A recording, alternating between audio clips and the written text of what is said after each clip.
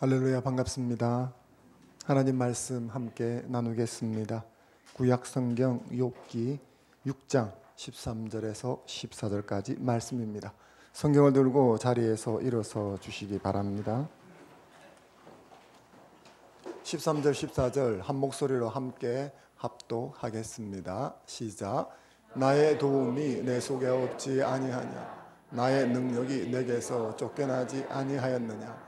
낙심한 자가 비록 전능자를 경외하기를 저버릴지라도 그의 친구로부터 동정을 받느니라. 아멘. 예배에 정말 잘 오셨습니다. 옆 사람에게 한번 인사하겠습니다. 샬롬, 복 받으세요 하면 인사해 주십시오. 앞뒤로도 인사하겠습니다. 샬롬, 잘 될 겁니다. 앞뒤로 인사해 주십시오. 잘 될 겁니다. 하나님을 예배하는 자에게 은혜와 평강이 임할 줄로 믿습니다. 오늘은 욥을 위한 변명이라 하는 제목으로 은혜를 나누고자 합니다. 욥을 위한 변명이라는 제목은 감신대학교 목회 상담학 교수를 지내신 안성모 목사님이 쓰신 책의 제목이기도 합니다. 제가 욥기서를 연구할 때 혹시 도움이 될 만한 책이 있는지 살피다가 발견한 책입니다.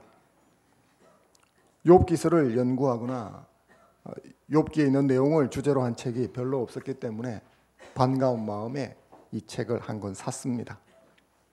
그리고 사서 읽었는데 제가 생각했던 책이 아니었습니다. 제가 기대한 것은 욥기서 본문 내용을 정확하게 해석해서 이해하는 데 도움을 주는 것이었습니다. 욥기서는 아주 고대의 문서이기 때문에 오늘날 이해하기 어려운 단어 그리고 구절들이 많이 있습니다. 그래서 해석하기가 상당히 어려운 성경 말씀 중에 하나입니다.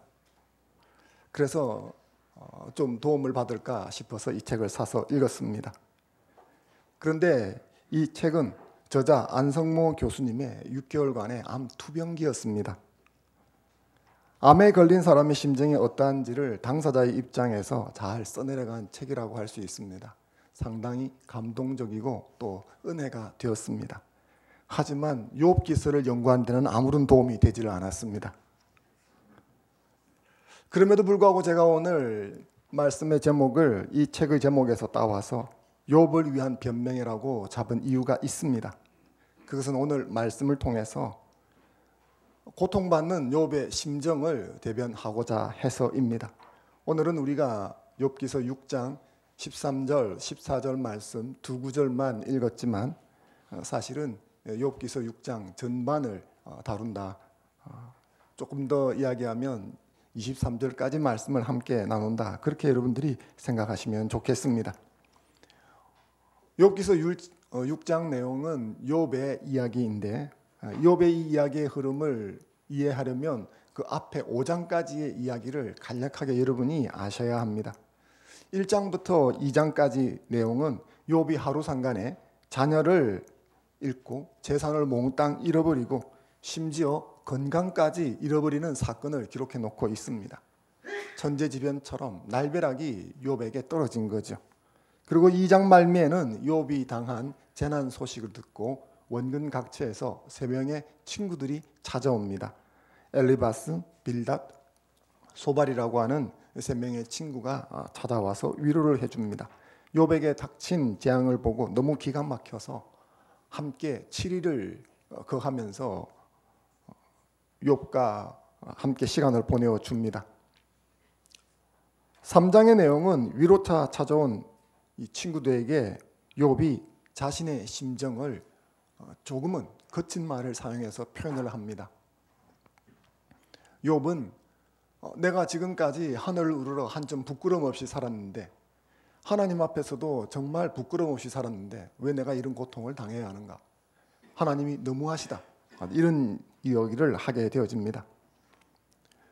4장 5장은 이 이야기를 들은 욥의 하소연을 들은 친구들이 욥을 나무라는 이야기로 시작합니다. 대만 사람 엘리바스가 먼저 욥을 나무라지요. 인과 응보 사상을 거론하면서 너가 지은 죄가 있으니까 이런 재앙을 만나는 거다. 그런데 너는 내가 결백하고 하나님은 불의하다. 하나님이 심술을 부리신다. 이런 식으로 얘기를 하는데 그건 잘못된 거다. 너는 속히 죄를 회개하라. 이것이 4장 5장의 이야기입니다. 그리고 이제 그 이야기를 듣고 욥이 하는 이야기가 6장 7장입니다.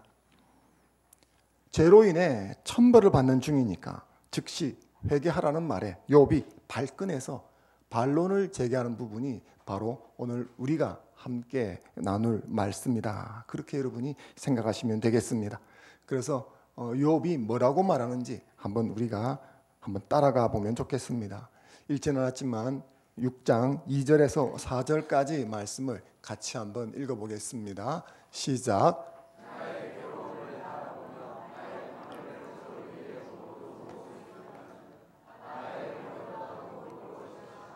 그러므로 나의 말이 경솔하였구나. 나의 영이 독을 마셨나니 하나님의 두려움이 나를 엄습하여 치는구나. 나의 괴로움을 달아보며 나의 파멸을 저 위에 모두 놓을 수 있다면 바다의 모래보다 무거울 것이라. 이런 뜻이죠. 정말이지 지금 내가 당하는 이 고통과 괴로움을 모두 저울 위에 올려놓을 수만 있다면 아마 바닷가의 모래보다 더 무거울 거야. 그런 의미죠. 나의 말이 경솔하였구나 라고 하는데 경솔은 말실수를 말하는 거죠. 근데 이 경솔이라는 단어는 원래 거칠게 말한다는 뜻입니다. 그래서 이 본문에서 번역할 때는 좀 실수했다는 뉘앙스의 경솔이라는 것보다는 거친 말이 훨씬 더 어울립니다. 이렇게 말하는 거죠. 내가 하는 말이 조금 거칠고 막말이 섞여 나온다 하는 것을 나도 알고 있다. 그러므로라는 단어가 연결을 시켜주고 있죠. 그러므로라는 단어, 인과관계를 연결시켜서 해석해보면 이렇게 되어집니다.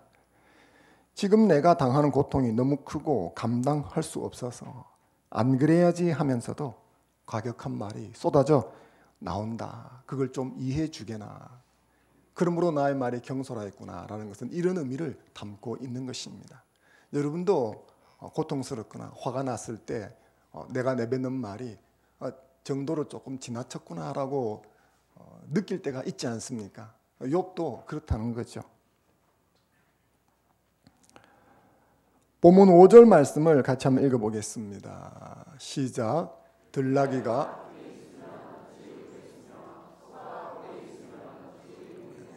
나귀와 소가 풀과 꼴이 있으면 어찌 울겠느냐. 즉 나귀와 소가 울부짖는 것은 배가 고파서 울부짖는 거다.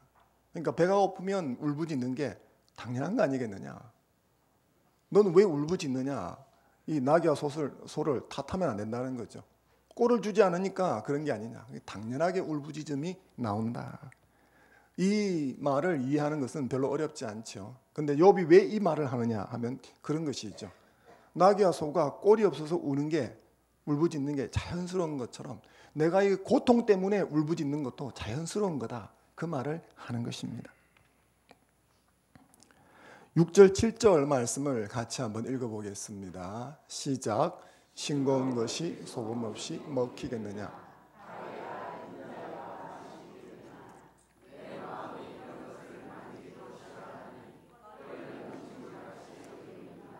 아멘. 싱거운 것이 소금 없이 먹히겠느냐. 가나안은 음식은 먹기가 힘들다는 거죠. 닭의 알 흰자위. 닭의 알 흰자위가 맛이 있겠느냐. 맛이 없다는 거죠. 여기 닭의 알의 흰자위라고 번역되어 있는 히브리어는 리라 할라무트라는 단어입니다. 리라라고 하는 단어는 끈적끈적한 액체를 말합니다. 할라무트는 구약 성경에서 딱 한 번 써 있는데 무슨 뜻인지 모르는 단어입니다. 이걸 해석하기가 어려운 거죠. 그래서 안문맥에 싱거운 것은 그냥 먹기 어렵다 해서 아마 이 끈적끈적한 액체, 그래서 아마 전통적으로 성경 번역자들은 이것을 닭의 흰자위, 알의 흰자위, 계란의 흰자위로 생각했던 것 같습니다. 요즘 성경학자들은 이것을 세비름의 즙액이라고 생각을 합니다. 세비름이 뭔지도 모르는데 설명하기가 상당히 곤란합니다. 여러분이 시골에 가시면 지금은 아니지만 예전에는 길가에 이런저런 잡초, 집 담바락에도 이렇게 쉽게 발견하는 일년생 잡초들이 있었습니다. 부추라고 말하는 정구지 같은 것도 그런 데 해당되어지죠. 아마 그런 풀인데, 잡초인데 그것을 이렇게 짜서 즙을 내면 흰색 끈적끈적한 액체가 나온다고 합니다. 팔레스틴 지역에서는 이런 것들을 쉽게 찾을 수 있는데 그걸 그대로 먹기는 상당히 역겨워서 먹기가 힘들다. 간이 안 돼 있으니까. 그런 뜻이죠. 그래, 이게 정확하게 무슨 뜻인지 모르지만 앞뒤 문맥을 맞춰 보면 간이 안 되어 있기 때문에 그냥 먹을 수 없는 음식이다. 그런 뜻을 가지고 있습니다. 그래서 6절, 7절을 읽어보면 이런 뜻이 되죠. 싱거운 음식을 양념을 치지 않고 먹을 수 있겠느냐? 소금도 치지 않은 달걀 흰자위가 무슨 맛이 있겠느냐? 이런 음식은 입에 대기조차 싫다. 이것이 6절, 7절의 이야기입니다. 그래서 이 이야기는 읽어보면 닭 아래 흰자위가 뭔지 잘 이해를 못해도 대충 먹기 싫은 음식, 간이 안 돼서 먹기 조금 역겹고 어렵다 하는 것은 알 수가 있죠. 근데 왜 이 이야기가 여기에 나오느냐 하는 것은 별개의 문제입니다. 그래서 이 문맥을 통해서 볼 적에 이 6절, 7절이 어떤 의미냐 하는 것을 크게 두 가지로 해석을 합니다. 하나는 5절의 부연 설명이다. 그러니까 소가, 나귀가 울부짖는 것은 꼴이 없어서 그런 것이다. 그게 자연스러운 것처럼 내가 이 한탄을 하고 분노를 쏟아내는 것도 고통 때문에 자연스러운 거다 하는 이 이야기를 부연 설명해 주는 것이죠. 뭐냐 그러면 음식에 소금 간이 안 돼 있으면 먹을 수 없는 게 자연스럽지 않느냐. 그 음식에 소금 간이 반드시 필요하고 있어야 되는 거예요. 소금 간은 자연스럽게 있어야 되는 것이다. 그렇다면 내가 지금 처한 상황에서 내게서 나오는 조금은 막말이고 조금은 과격한 말이라 할지라도 그걸 당연하다고 생각해 줘야 한다. 이런 의미가 되어지는 거죠. 또 하나는 이 맛이 없어서 싱거워서 먹을 수 없는 이 음식이 지금 욥의 친구 대만 사람 엘리바스가 욥에게 했던 조언, 충고를 빗대는 것이다. 이렇게 보는 견해가 있습니다. 음식이니까 이렇게 저렇게 몸에 해가 되지 않고 유익은 되겠죠. 하지만 너무 싱거워서 먹기가 역겹고 제대로 먹을 수가 없는 음식입니다. 간이 전혀 안 돼 있으니까요. 욥의 충고가 엘리바스의 충고가 욥 자신에게는 그렇게 느껴진다는 거죠.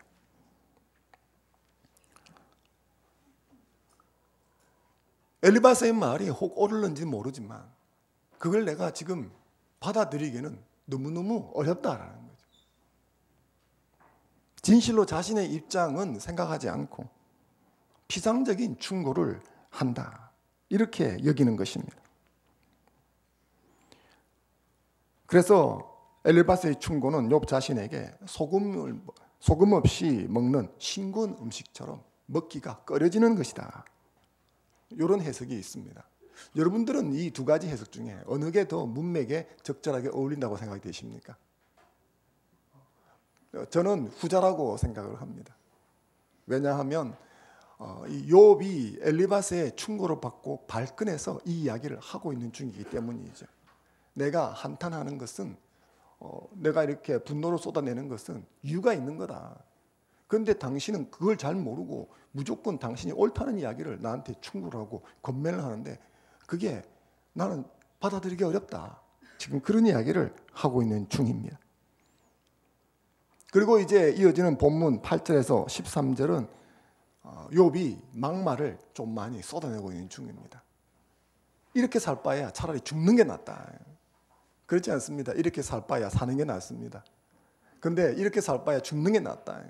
하나님이 나를 이렇게 살게 할 바에야 차라리 나를 죽이십시오.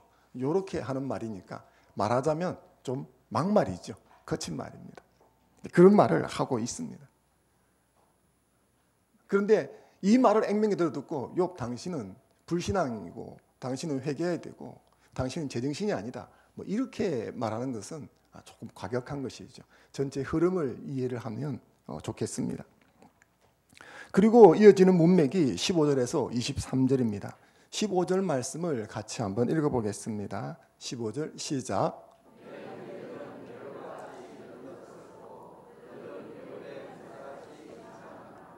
여기서 겨울은 팔레스틴 지형에 있는 와디를 이야기합니다. 와디는 간헐천입니다.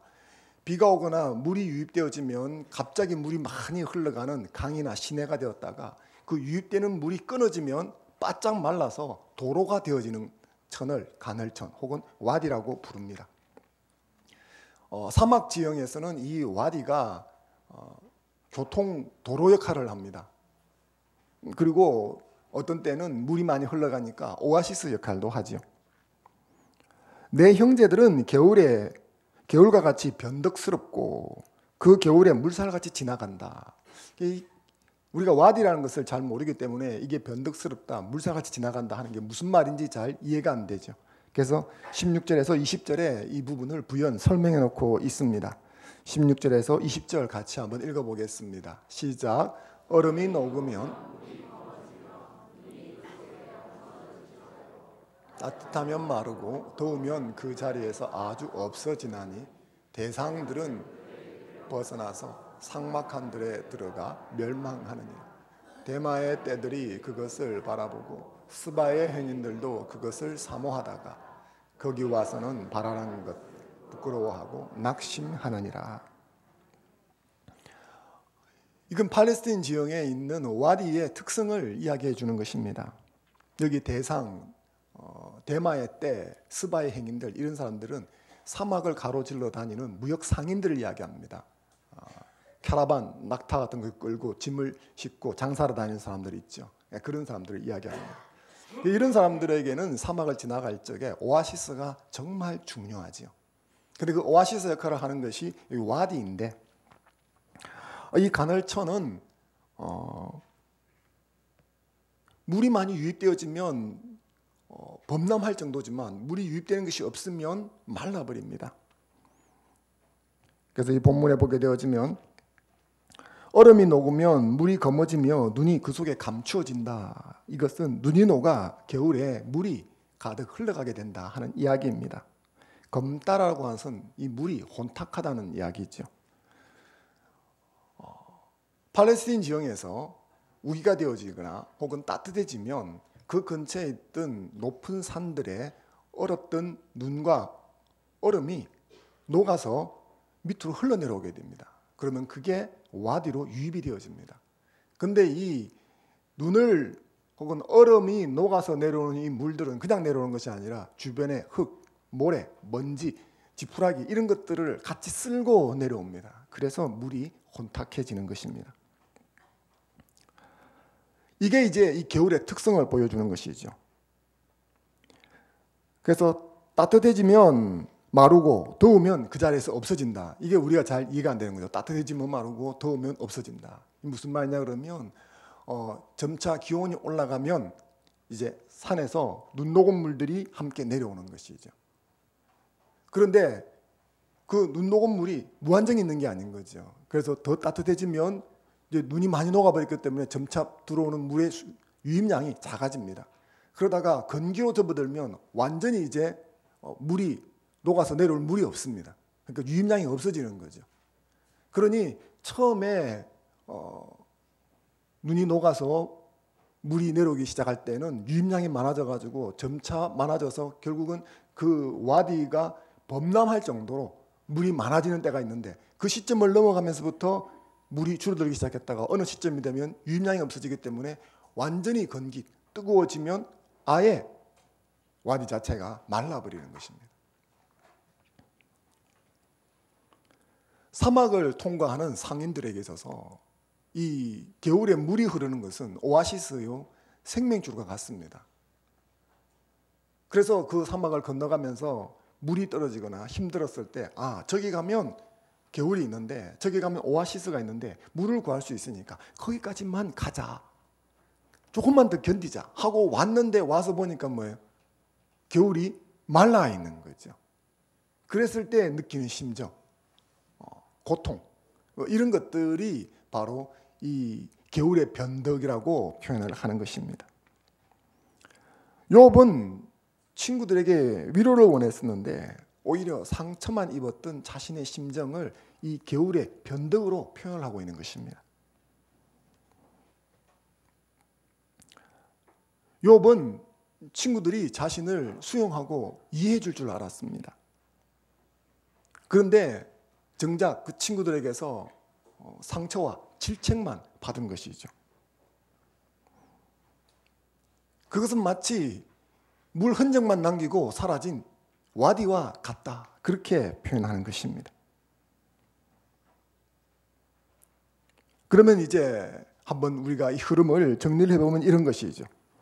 엘리바스를 포함한 3명의 친구는 상당히 먼 거리에서 찾아왔습니다. 누가 초청하지도 않았지만 욥의 소문을 듣고 자진해서 먼 거리를 지나서 사막과 광야를 건너서 욥에게 찾아왔습니다. 욥의 친구들은 처음 7일 동안은 밤낮으로 그와 함께 있으면서 겉옷을 찢고 머리에 티끌을 뿌리고 땅에 앉아 넋을 잃고 통곡하면서 욥과 함께 해 주었습니다. 욥의 상황이 너무 극심함을 보고 뭐라 위로할 말을 찾지 못한 거죠. 그래서 그냥 같이 앉아서 울고 넋을 놓고 있었습니다. 그런데 이게 욥의 마음에는 커다란 위로가 되었습니다. 자기가 부른 것도 아닌데 찾아와서 자기가 당한 것처럼 그렇게 함께 아파해 주는 것을 보고 자신의 마음을 터놓고 자신의 신세 한탄을 하기 시작했습니다. 어찌 보면 조금 험한 말도 같이 튀어나왔습니다. 욥 자신은 자신의 고난의 원인을 이해할 수 없었습니다. 그래서 하나님을 원망하고 거친 말을 좀 쏟아냈습니다. 그래도 친구들이라면 이것들을 좀 이해해 줄 거라고 생각했습니다. 그런데 대뜸 엘리바스가 충고하기 시작했습니다.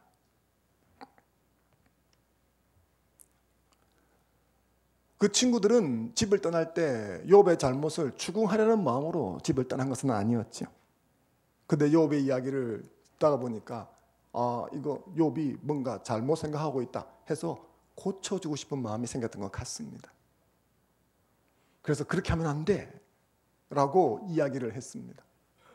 여기에 욥이 발끈해서 자신의 심정을 다시 이야기를 하고 있는 중이죠.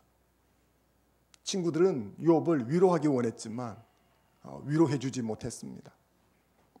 욥은 친구들에게 위로받기를 원했지만 위로받지 못하는 상황이 되었습니다. 욥이 친구들에게 원한 게 뭐겠습니까? 간단하죠. 욥이 친구들에게 진짜 원한 것은 조언이나 충고가 아니라 위로였던 거죠. 14절 말씀을 같이 한번 읽어보겠습니다. 14절입니다. 시작. 낙심한 자가 동정을 받느니라. 낙심한 자는 욥 자신을 말하는 겁니다. 전능자는 하나님을 뜻하는 거죠. 내가 비록 하나님 경외하는 것을 내버렸다 해도 그런 의미입니다. 이걸 뒤집으면 하나님께서 나를 버리셨다 해도 그런 뜻이 되어지는 거죠. 이런 말이 되어집니다. 내가 하나님을 저버렸건 저버리지 않았건 나같이 어려움에 빠진 사람은 신실한 친구가 필요한 법이야. 다른 사람들은 다 몰라주고 떠나도 당신들은 내 친구니까 나를 위로하고 곁에 있어줄 줄 알았어. 그런 의미인 거죠. 욥이 바라는 게 거창한 게 아니었습니다. 자신을 이해하고 자신을 위로해 주는 거죠. 그런데 그 친구들이 위로해 주기보다는 염장을 질렀습니다. 욥의 상황을 보면서 공감해 주기보다는 마음을 긁어버렸습니다. 욥의 충고에는 진심 어린 공감이 담겨 있지 않았습니다. 욥의 말에는 따뜻한 위로, 함께하는 마음, 격려하는 안타까운 마음이 담겨 있지 않았던 것 같습니다. 이럴 경우에는 비록 그 말이 옳은 권면이야 해도 그 고통받는 사람의 마음에 들어가지가 않는 겁니다.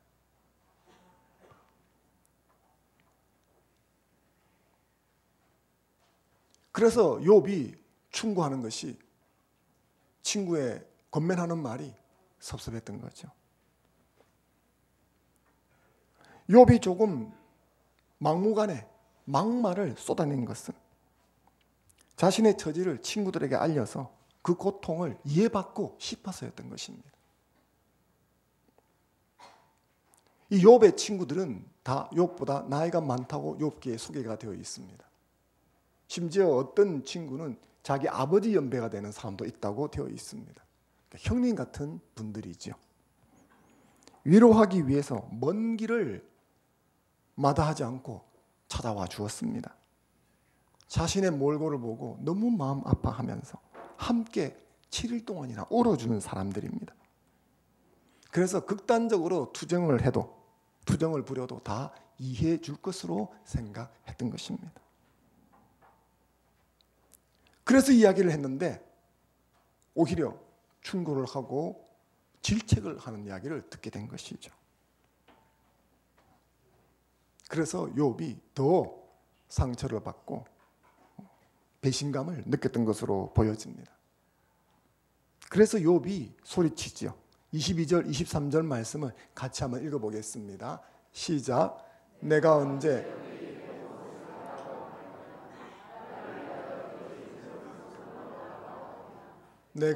말하기를 구원하라 하더냐. 욥이 위로 대신 잘못을 꼬집으며 충고하기 급급한 친구들에게 했던 항변입니다. 내가 언제 너희들에게 밥을 달라고 했냐? 돈을 달라고 했냐?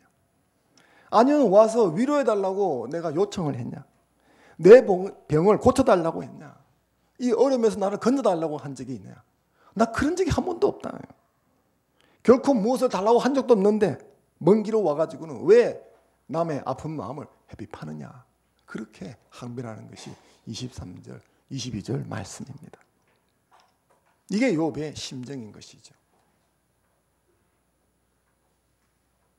사랑하는 여러분, 누구나 삶을 살아갈 때 감당할 수 없는 어려움에 처할 때가 있습니다. 이게 남의 일 같아 보여도 내 일이 되는 때가 있습니다. 형제, 자매가, 이웃이 고난을 당할 때 우리가 할 수만 있다면 도와야 될 줄로 믿습니다. 물질을 포함한 도움이 필요하다면 도와야 합니다. 조언도 아끼지 말아야 합니다. 충고도 권면도 해야 합니다. 하지만 정말 중요하고 제일 먼저 해야 될 것은 그런 것이 아닙니다. 그것은 위로입니다. 고난 중에 있는 친구에게, 이웃에게, 형제에게 우리가 할 수 있는 것은 그 고통 중에 있는 사람이 그 과정을 잘 지나갈 수 있도록 함께 있어주면서 위로하는 것이라고 생각합니다. 친구가 언제 필요합니까? 욥처럼 극심한 고통 중에 있는 절망 속에 있을 때, 그때 친구가 가장 필요한 때인 줄로 믿습니다. 친구로서 해야 할 일이 뭐겠습니까? 친구로서 우리가 할 수 있는 것은 두 귀를 빌려주고 함께 웃어주고 함께 울어주는 것입니다. 우리가 신자로서 그리스도인으로서 절망 속에 있는 사람에게 할 수 있는 게 무엇이겠습니까? 그리스도의 사랑과 위로를 전하는 것입니다. 그럴 때 하나님이 기뻐하시는 거룩한 공동체가 형성되는 줄로 믿습니다. 그리고 고난당해 힘들어하는 지체들에게 해줄 수 있는 가장 좋은 도움은 바로 우리 주 예수 그리스도를 바라보도록 돕는 것입니다. 우리가 아무리 주님 안에서 한 몸 된 지체를 위로하고 돕는다 해도 한계가 있습니다. 누가 진정으로 그 문제를 해결해 줄 수 있겠습니까? 이사야 51장 12절 말씀 같이 한번 읽겠습니다. 시작.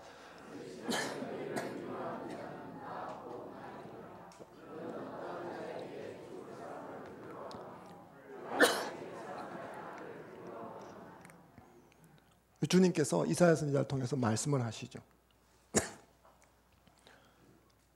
사람과 세력은 참된 위로를 줄 수 없다. 너희를 위로할 수 있는 자는 나 외에는 없다. 나 여호와만이 너희를 참되게 위로해 줄 수 있다. 믿으십니까? 그렇습니다. 우리 주 하나님만이 우리가 당한 문제를 해결해 주실 수 있고 그 문제 속에서 우리를 참되게 위로할 수 있는 줄로 믿습니다. 사랑하는 성도 여러분, 고통받는 이에게 다가가서 위로하고 참된 해결사를 바라보게 하는 저와 여러분이 되었으면 좋겠습니다. 욥이 발바닥에서부터 정수리까지 종기가 나서 제 가운데 앉아 질그릇 조각으로 온몸을 긁고 있었습니다. 이런 욥에게 필요한 것은 해결사 엘리바스가 아닙니다. 이런 욥에게 필요한 것은 해결사가 아니라 위로자입니다. 위로자 엘리바스입니다. 선한 사마리아인입니다. 선한 사마리아인처럼 이해의 눈길이 포도주가 되고 따스한 미소가 기름이 되어 고통받는 자에게 상처를 치료해 주는 사람이 필요한 것입니다. 요즘 우리 교회에는 아픈 지체가 부쩍 늘어나고 있습니다. 이렇게 질병으로 고통받는 이들에게 다가가서 손을 꽉 잡아주면서 위로하는 자가 되어주기를 주의 이름으로 축원합니다. 욥을 위한 변명이라는 책을 보면 안성모 목사님은 자신이 받은 위로를 이렇게 표현합니다. 암 투병 사실이 알려지자 어떤 장로님 한 분에게서 전화가 왔다고 합니다. 그 장로님은 감신대학원에서 목회신학대학원에서 공부하던 분으로 교정에서 마주치면 눈인사 정도 할 정도의 친분, 얼굴만 조금 아는 정도지 다른 개인적인 친분은 없는 분이었다고 합니다. 그런데 그분이 자신이 다니던 감신대학원에서 상담학을 가르치던 교수 겸 목사님이 암투병한다 하는 소식을 듣고 힘내시라고 위로 전화를 걸었던 것입니다. 이 장로님은 자신이 폐암에 걸려서 수술을 했는데 잘 치료를 받다가 다시 다른 곳에 전이가 되어서 다시 발병을 하고 지금 항암 치료 중이라고 자기 소개를 했습니다. 병원에서는 1년밖에 살 수 없다고 말했는데 지금 5년째 생존하고 있는 중이라고 이야기를 해 주었습니다. 그러면서 자신이 5년이 넘었지만 아직도 살아있고 신학대학원에 3년 과정도 등록해서 지금 거의 끝내가고 있다. 이렇게 이야기하면서 용기를 내라고 위로해 주었다고 합니다. 전화를 하는 동안 내내 그리고 전화를 끊고 나서도 이 장로님이 무슨 이야기를 했는지는 별로 기억이 나지 않고 딱 한 단어만 귀에서 자꾸 이렇게 왱왱 울렸다고 합니다. 그게 뭐냐? 5년 동안 살아남았다. 5년 넘게 살고 있다. 이게 얼마나 크게 귀에서 마음에서 울려 퍼지는지 계속적으로 생각을 안 하려고 해도 5년 넘게 살아있다. 이게 막 생각이 나더라는 거예요. 그래서 이 책에 보면 그날 저녁 자신이 암투병하고 나서 처음으로 푹 잠을 잤다. 이렇게 기록해 놓고 있습니다. 그동안 잠을 자지를 못했는데. 그리고 그 이유를 이렇게 설명합니다. 그날 모처럼 저녁에 단잠을 잤는데 이는 5년 넘게 라는 말에 희망을 발견하고 용기를 얻었기 때문이다. 무슨 말이겠습니까? 고통 가운데 있는 사람들은 희망을 붙들고 싶어 하는 거예요. 아주 작은 희망이라도. 그래서 위로받기를 원하는 거예요. 그렇기 때문에 우리는 행여나 이 고통 속에 있는 사람들이 더 고통스러워질 수 있는 말과 행위를 조심해야 될 것으로 생각이 됩니다. 간혹 이 고통 가운데 있는 사람들에게 이런 말을 건네는 경우가 있습니다. 당신이 예수님을 잘못 믿어서 신앙생활을 열심히 안 해서 죄를 지어서 이런 병에 걸렸으니까 회개하고 돌이키면 하나님이 당신을 치유해 주실 거야. 들어보신 적 있으십니까? 해보신 적은 있나요? 자녀가 엇나가서 고통받는 부모가 있습니다. 그래서 부모님에게 진심 어린 충고를 하죠. 당신 자녀가 이렇게 엇발질을 하는 건 당신 예수를 잘못 믿어서 그러니까 지금이라도 회개를 하라고. 그러면 하나님이 자녀를 올바로 회복시켜 주실 거라고.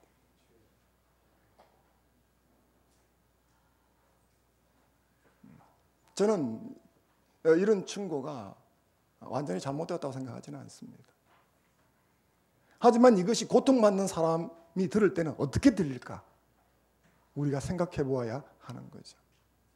심하게 말하면 고통받는 사람의 입장에서는 이렇게 들립니다.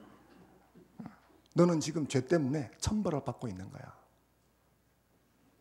그렇게 그런 말을 하려고 하는 것은 아니지만 그렇게 받아지는 거죠. 그래서 저희 같은 목회자들 사회에서는 아파도 절대 6개월 이상 아프면 안 된다는 설이 있습니다. 처음에 아프면 성도들이 병원에 입원해 있으면 많이 찾아옵니다. 와서 손을 콕 잡고 목사님 용기를 내십시오. 하나님이 고쳐주실 겁니다. 금방 털고 일어나실 겁니다. 제가 기도하겠습니다. 얼마나 감사한지 모릅니다. 6개월 지나면 찾아와서 손을 콕 잡고 말을 합니다. 목사님 죄를 회개하십시오. 하나님이 목사님을 다루고 계십니다. 은밀한 죄를 회개해야 병에 나을 수 있습니다.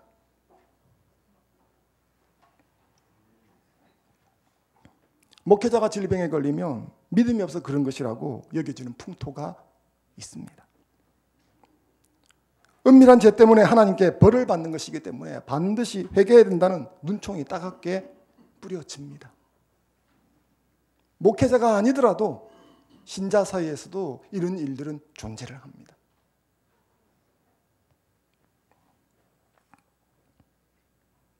저는 저희 교회에서 이런 충고를 하시는 분이 없을 거라고 생각을 합니다. 하지만 혹시라도 여러분 주변에 질병으로 고통받거나 이런저런 문제로 어려움을 겪고 있는 사람들에게 너무 쉽게 지은 죄를 회개하라 그렇게 말하지 않기를 바랍니다. 왜 그런가? 누가 말하지 않아도 중병에 걸리고 고통 가운데 있는 사람은 스스로 먼저 그 생각을 하기 때문입니다. 내가 죄를 지어서 그런가? 누가 알려주지 않아도 스스로 먼저 생각하게 되어 있습니다. 구약의 위대한 선지자 엘리야가 간몸을 피해서 사렙다 과부라고 하는 여인의 집에 머물렀을 때가 있었습니다. 그런데 그 집에 머물러 있는 동안에 그 집에 외동 아들이 죽었습니다. 그러자 이 사렙다 과부 여인이 엘리야를 향해서 절규하며 외칩니다. 왜 당신은 내 죄를 생각나게 하십니까? 무슨 말일까요? 자기가 보니까 이 엘리야는 신의 사도인 거예요. 기적도 일으키는 거죠. 그 가뭄인데 이 통에서 기름하고 밀가루가 없어지질 않는 거예요. 여기 보통 사람이 아닌 거죠. 신하고 직통으로 뭐가 있는 사람인 거예요. 근데 자신은 그런 사람이 아니죠. 평범한 사람이에요. 근데 그 신의 은총을 받아서 신과 직통하는 사람이 들어오니까 이 집이 신이 관심을 가지고 보는 곳이 되어버리는 거죠. 근데 아들이 벌컥 죽었어요. 어떤 생각이 듭니까? 아, 신이 내가 죄가 많다고 내 아들을 죽였구나. 그 생각을 한 거예요. 이 엘리야라고 하는 범상치 않은 신과 뭔가 관계가 있고 소통하는 사람이 들어오지 않았다면 신이 우리 집을 주목해 안 봤을 거고 내 죄를 주목해서 안 봤을 거고 그러면 내 아들이 안 죽었을 건데 당신이 우리 집에 오는 바람에 내 죄가 신 앞에 드러나고 내 아들이 죽은 거 아니냐. 다른 말로 하면 당신 때문에 내 아들이 죽은 거요. 이 말을 한다는 거죠. 완전한 인간이라는 없고 그래서 살아오면서 이런저런 죄를 누구나 짓기 때문에 사람은 누구나 마음 깊은 곳에 죄책감이 있습니다. 그러다가 천벌 혹은 재앙, 감당치 못할 고난을 당하게 되면 자기도 모르게 그게 튀어나오는 거죠. 신이 노해서 나에게 벌을 주시는가. 우리 용어로 말하면 이런 거죠. 내가 전생에 무슨 죄를 지어서 내가 나라를 말아먹었나. 이 생각이 하는 거예요. 비신자가 이렇다면 그리스도인은 더욱 말할 필요가 없는 것이죠. 그리고 저희 교회는 자기 부인이 좀 발달되어 있기 때문에 더더욱 이런 생각을 많이 합니다.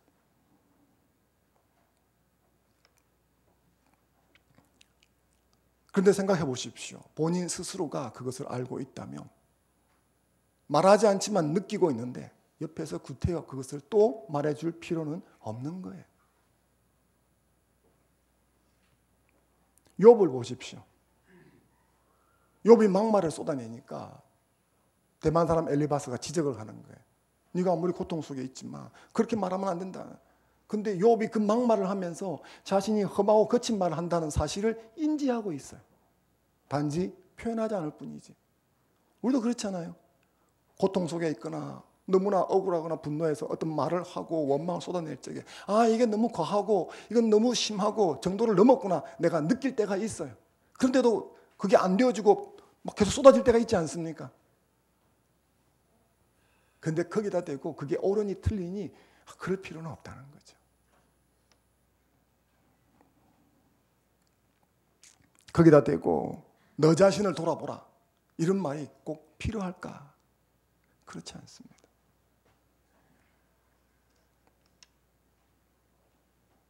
따라서 우리는 위에 준답시고 너를 돌아보고 죄를 회개하고 치유를 받으라 이런 말들을 너무 쉽게 남발해서는 안 되는 것입니다.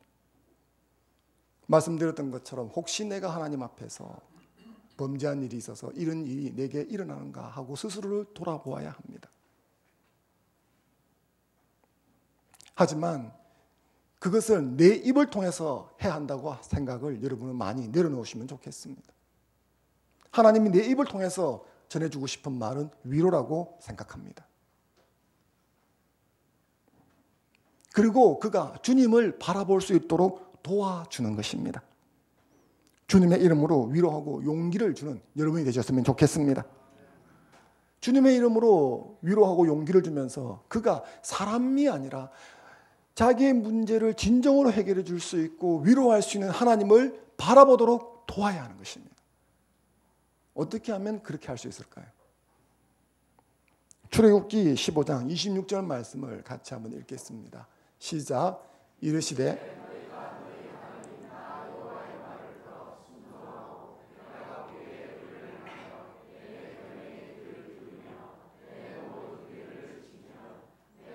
사람에게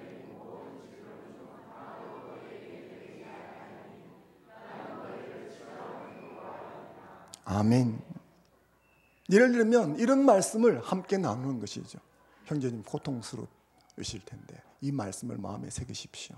이 말씀을 자꾸 읽으시고 하나님이 치료하는 하나님이라고 하셨으니까 하나님이 형제님도 치료하실 겁니다. 근데 거기에 앞에 보면 조건이 달려있죠. 네가 내 말을 준행하면, 그러니까 지금까지 준행 안 한 거 다 회개하시고 요것은 생략을 해놓으셔도 된다는 거예요. 그리고 이 말씀을 전부 형제님 마음속에 담으십시오 하면 그가 이 말씀 속에서 자연스럽게 하나님께서 주시는 그 가르침과 은혜를 깨닫게 될 거예요.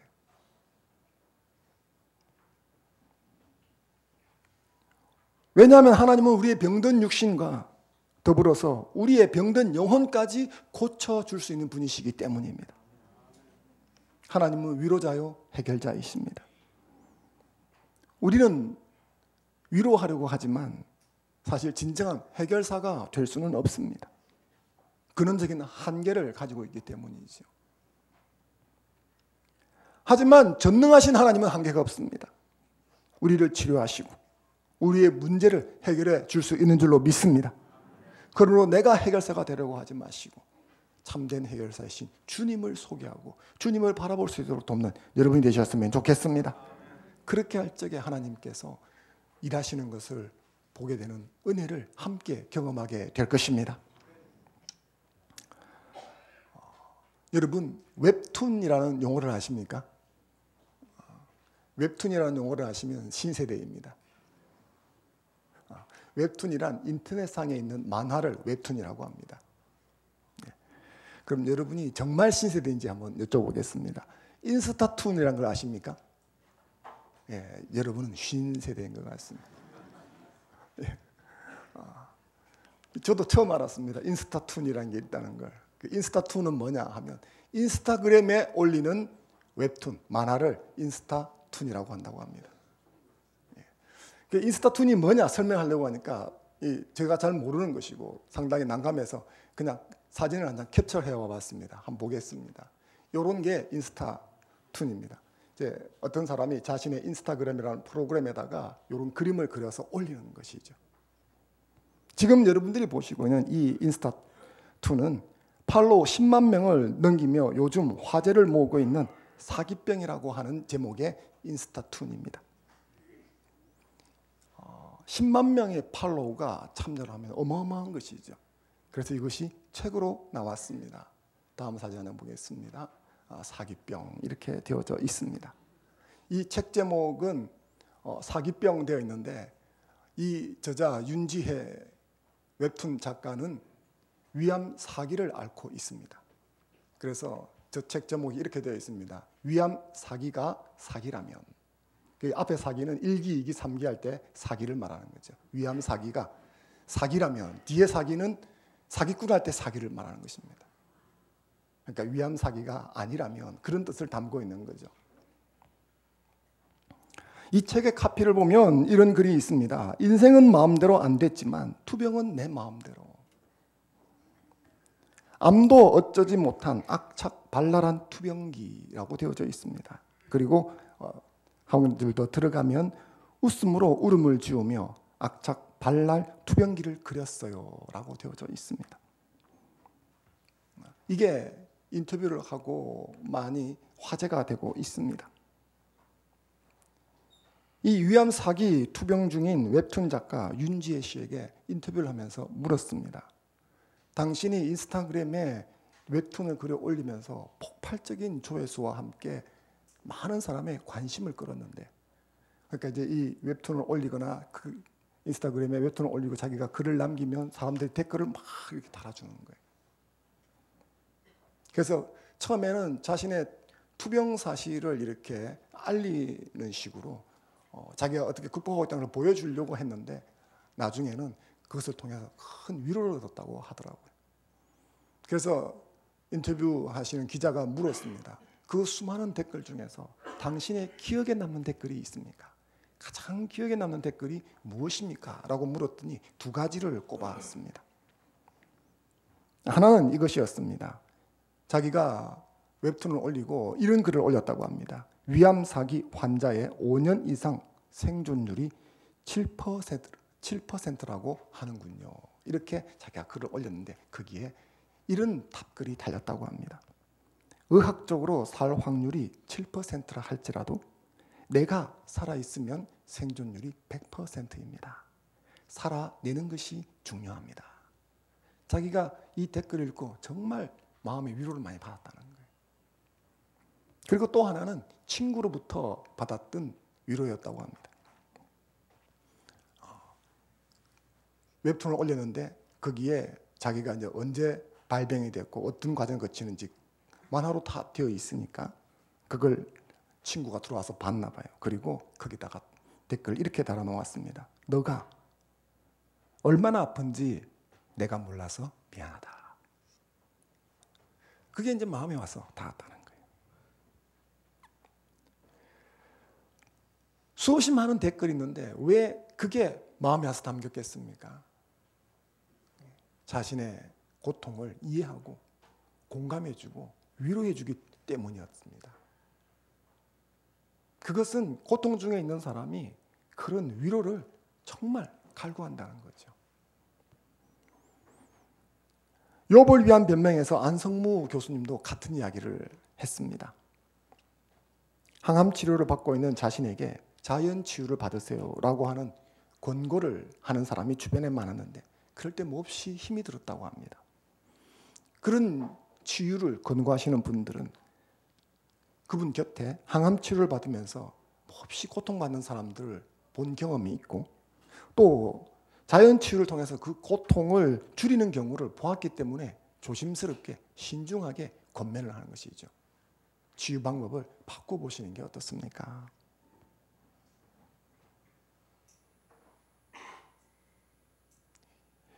때로는 치유에 도움이 되는 좋은 정보를 알려주기도 하고 좋은 약재를 보내주기도 하는 거죠. 근데 이런 권유 아닌 권유, 호의 아닌 호의를 받으면 자신이 어떻게 응대를 해야 되는가, 이게 난감하고 몹시 어려웠다고 합니다. 그러면서 자신이 위로받았던 한 에피소드를 들었습니다. 엘리베이터에서 한 여학생을 만난 이야기입니다. 어느 날 엘리베이터를 타고 연구실로 올라가는데 한 여학생이 짧게 한마디 인사를 해왔다. 교수님 힘드시죠? 이것이 전부였는데 그 한마디가 10마디 충고나 조언보다 나의 마음을 더 촉촉하게 적셔 주었다. 그렇죠. 이 고통 속에 있는 분들은 해법보다는 먼저 위로가 필요한 분들입니다. 사랑하는 여러분, 어려움과 고통 속에 있는 이들을 위로하는 자가 되어 주시기 바랍니다. 고통 속에 있는 자들에게 필요한 것은 신학적 논리로 무장한 장황한 말이 아닙니다. 문제를 해결하는 치료법이나 해결책도 필요하고 물질적 도움도 필요한 게 맞습니다. 하지만 제일 먼저 필요한 것은 공감에서 나오는 따뜻한 위로의 말입니다. 잘하고 있어. 잘 될 거야. 더 건강해질 거야. 너를 위해 기도하고 있어. 이런 말들이 더 위로가 되어지고 그에게 필요한 것이라 생각이 되어집니다. 사랑하는 성도 여러분, 따뜻한 말로 위로하면서 그가 참 위로되시는 하나님을 바라볼 수 있도록 돕는 저와 여러분이 되어주시기 바랍니다. 해결이나 구원은 우리의 몫이 아닙니다. 해결사는 주님이시니까 주님께 맡기고 우리는 함께 울어주면 되는 것입니다. 로마서 12장 15절 말씀 같이 한번 읽어보겠습니다. 시작. 즐거워하는 자들과 그렇습니다. 그리고 주님을 바라볼 수 있도록 돕는 저희가 되면 좋겠습니다. 시편 42편 11절 말씀 같이 한번 읽겠습니다. 시작. 내 영혼아 낙심하며 어찌하여 내 속에서 불안해하는가. 너는 하나님께 소망을 두라.